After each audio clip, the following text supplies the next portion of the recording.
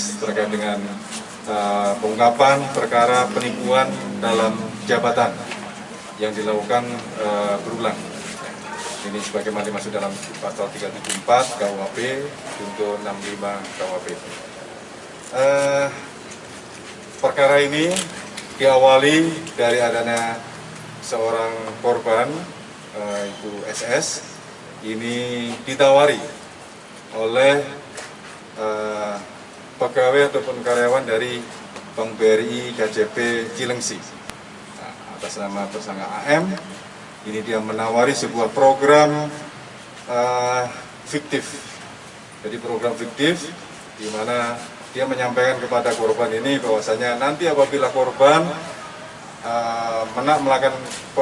menabung atau menyimpan uangnya sebesar 1 miliar, nanti akan mendapatkan keuntungan 40 juta apabila ditabung selama 1 tahun. Jadi dengan iming-iming seperti itu, tersangka ini yang seorang asisten manajer pencari dana ini menyampaikan kepada korban Ibu SS, menyampaikan seperti itu sehingga korban tertarik untuk melakukan investasi sesuai dengan program yang disampaikan oleh tersangka AM ini. Kemudian korban memberikanlah uang sebesar 1 miliar kepada tersangka melalui rekening Bank BRI-nya yang di Bekasi, kemudian ditransfer ke dibuka tabungan baru di KJP Cilengsi Bank BRI.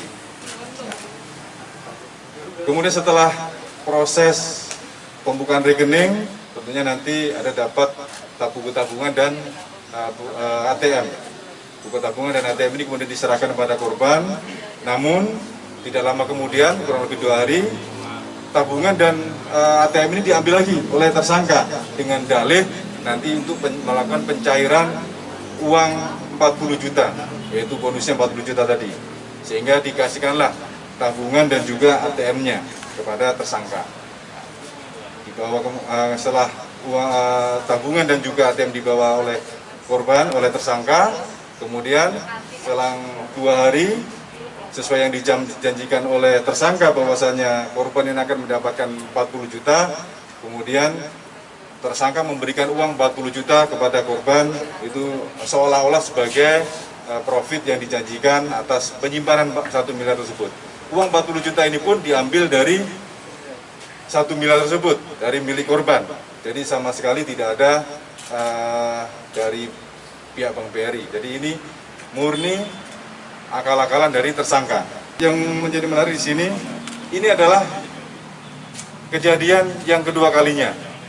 Kejadian ini ada diawali dari dengan cara yang sama, dengan modus yang sama, dengan memberikan uang 1 miliar, kemudian dijanjikan dapat keuntungan 80 juta. Ini dijanjikan pada tahun 2018 pada saat tersangka kerja di KJP di Tambun di Bekasi.